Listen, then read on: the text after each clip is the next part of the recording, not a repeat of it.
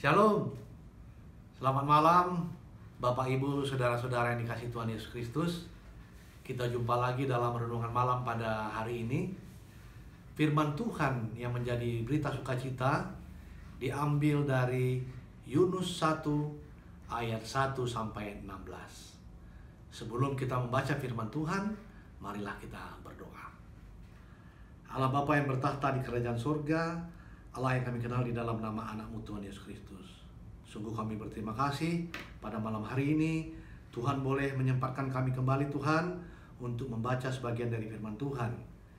Yunus pasal 1 ayat 1 sampai 16 adalah perikop bagi kami, firman Tuhan yang hidup bagi kami pada malam hari ini. Jadi kalau kami semua bisa mendengar firman Tuhan pada malam hari ini dan turunkan Roh Kudus supaya kami mengerti.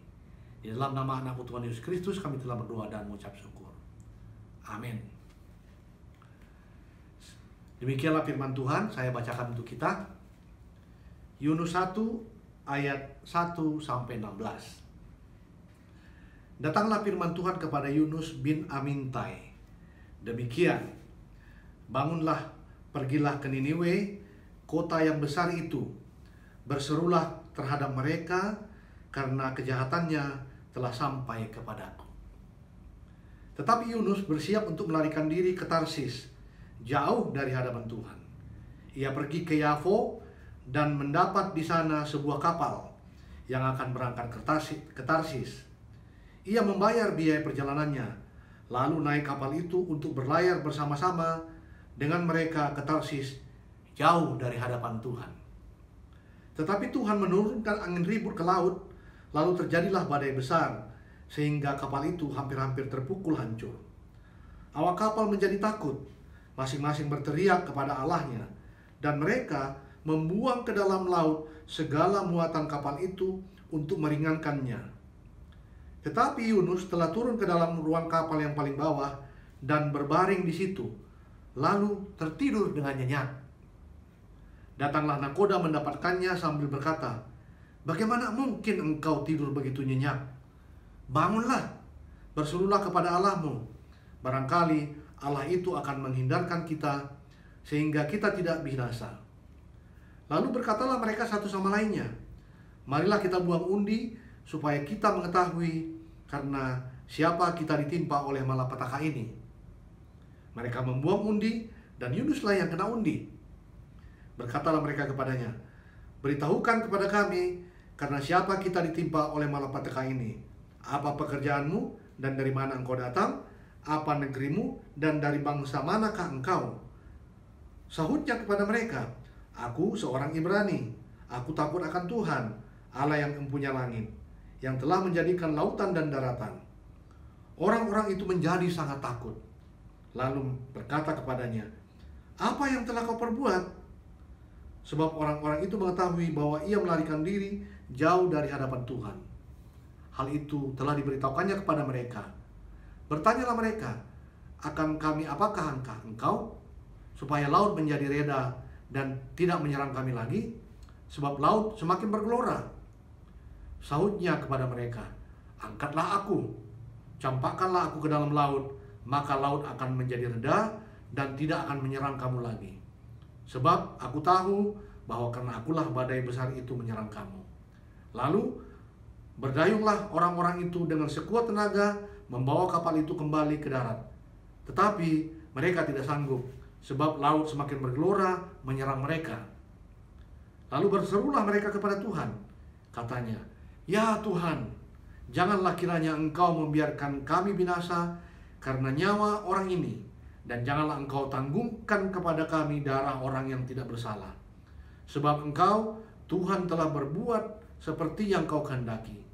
Kemudian mereka mengangkat Yunus, lalu mencampakkannya ke dalam laut, dan laut berhenti mengamuk. Orang-orang itu menjadi sangat takut kepada Tuhan, lalu mempersembahkan korban sembelihan kepada Tuhan, serta mengikrarkan nazar. Yunus. Saya pikir kita orang-orang Kristen semua pasti sudah tahu siapa Yunus. Yunus itu adalah seorang nabi dan menjadi namanya sebuah kitab di dalam Perjanjian Lama. Dan ia hidup di dalam zaman pemerintahan Raja Yoas. Mengapa Yunus lari dari perintah Tuhan yang menyuruh dia pergi ke kota Niniwe? Ia yakin kalau orang-orang Niniwe berhenti berbuat dosa, maka Tuhan tidak akan menghancurkan kota itu, dan menggunakan asumsi pemikirannya sendiri sebagai manusia. Ia lupa bahwa Tuhan membuat orang-orang Niniwe bertobat, sebab orang-orang Niniwe berhenti berbuat dosa, maka mereka yakin akan diluputkan dari kebinasaan. Sementara menurut pemikiran Yunus, pertobatan orang-orang Niniwe adalah sebuah kepura-puraan. Nah, itulah pemikiran Yunus.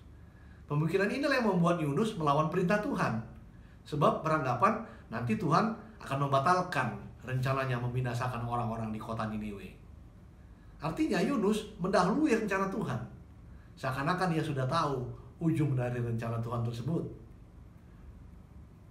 Bapak, Ibu, saudara-saudara yang dikasihi Tuhan Yesus Kristus, bagaimana dengan kita di zaman modern ini?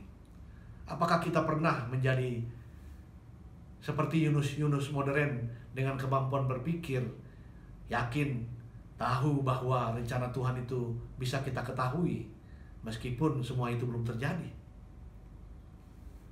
Oleh sebab itu, melalui firman Tuhan pada malam hari ini, ada pelajaran yang sungguh baik yang bisa kita petik. Yang pertama adalah, sebagai orang percaya, mengimani Yesus Kristus adalah juru selamat, kita harus percaya selama kita masih hidup di dunia ini, kehidupan kita berada dalam rancangan Tuhan. Hal itu bisa kita baca, Bapak, Ibu, saudara-saudara, di Yesaya 55 ayat 8-9. Sebab rancanganku bukanlah rancanganmu, dan jalanku bukanlah jalanmu, dan jalanmu bukanlah jalanku. Demikianlah firman Tuhan. Seperti tingginya langit dari bumi, demikianlah jalanku dari jalanmu dan rancanganku dari rancanganmu. Yang kedua, sebagai orang Kristen, kita wajib mengimani bahwa rancangan kehidupan yang diberikan Tuhan kepada kita adalah rancangan yang baik, bukan sebuah rancangan kecelakaan. Firman Tuhan di dalam Yesaya 29 ayat 11-14a menyatakan hal ini. Sebab aku ini mengetahui rancangan-rancangan apa yang ada padaku mengenai kamu. Demikianlah firman Tuhan, yaitu rancangan damai sejahtera dan bukan rancangan kecelakaan, untuk memberikan kepadamu hari depan yang penuh harapan. Dan apabila kamu berseru dan datang untuk berdoa kepadaku, maka aku akan mendengarkan kamu. Apabila kamu mencari aku, kamu akan menemukan aku. Apabila kamu menanyakan aku dengan segenap hati, aku akan memberikan kamu menemukan aku. Demikianlah firman Tuhan, dan aku akan memulihkan keadaanmu. Nah, memahami rancangan Tuhan adalah baik bagi kehidupan kita. Maka untuk kita semua umat Kristus, janganlah kita menghindar, ya. Janganlah kita menghindar atau bahkan menjauh dari keinginan Tuhan akan jalan hidup kita selama kita masih bernapas di dunia ini. Sebab Allah adalah pencipta langit dan bumi, dan Ia juga melengkapi dunia dengan menempatkan manusia ciptaannya untuk mengisi dan hidup di dalam dunia ini. Tetapi dengan syarat hidup sesuai dengan keinginan Tuhan saja, dan menjauhi segala yang tidak disukai oleh Tuhan, termasuk larangan-larangannya.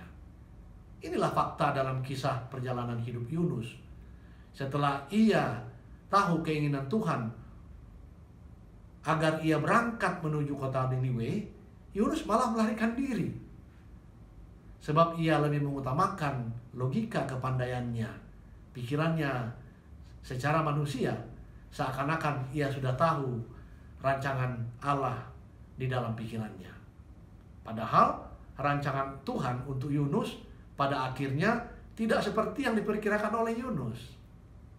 Oleh sebab itu, sebagai manusia ciptaan Allah dan telah mengimani bahwa Yesus Kristus adalah Allah dan Juru Selamat kita bagi kita yang hidup saat ini. Jalanilah hidup ini sesuai dengan rancangan Tuhan. Caranya dengar-dengaran kepada Tuhan, berdoa, tanyakan apa keinginan Tuhan dalam kehidupan kita. Rajin membaca firman Tuhan agar kita dapat memahami maksud Tuhan dalam kehidupan kita dan juga mengetahui keinginan Tuhan atas hidup kita ini. Bapak, Ibu, saudara-saudara yang dikasihi Tuhan Yesus Kristus, inilah renungan malam untuk kita pada hari ini. Jadi imanilah bahwa keinginan Tuhan dalam hidup kita merupakan kewajiban kita baginya. Apabila kita menjalani hidup ini sesuai dengan keinginan Tuhan, tentunya akan memastikan kita tetap setia kepada Kristus di setiap kehidupan kita dan kita akan memperoleh keselamatan. Hal yang sebaliknya, apabila kita tidak menjalani keinginan Tuhan, bahkan menjauh dari Tuhan, maka kebinasaanlah yang akan kita peroleh. Yunus sebagai hamba Tuhan yang setia masih diampuni Tuhan, dan dia kemudian berbalik dari kesalahannya dan melakukan pertobatan. Kiranya firman Tuhan pada malam hari ini boleh tetap hidup dan bersemayam di dalam hati kita, dan iman kita boleh semakin dikuatkan. Amin. Mari kita berdoa. Allah Bapa yang bertahta di kerajaan surga, terima kasih Tuhan. Perjalanan hidup Yunus yang mengutamakan pikirannya dan lari dari hadapan Tuhan adalah sebuah kesia-siaan. Ajari kami Tuhan untuk tidak meniru teladan yang kurang baik seperti itu, supaya kami meniru teladan Yunus yang akhirnya melakukan pertobatan dan mengakui kesalahannya di hadapan Tuhan. Ini renungan malam yang kami sampaikan Tuhan. Hamba berbicara untuk Tuhan. Kiranya semua yang hamba sampaikan Tuhan sempurnakan hanya di dalam nama anak-Mu Tuhan Yesus Kristus, Juru Selamat kami yang hidup. Amin. Selamat malam untuk kita semua. Selamat beristirahat. Tuhan Yesus memberkati.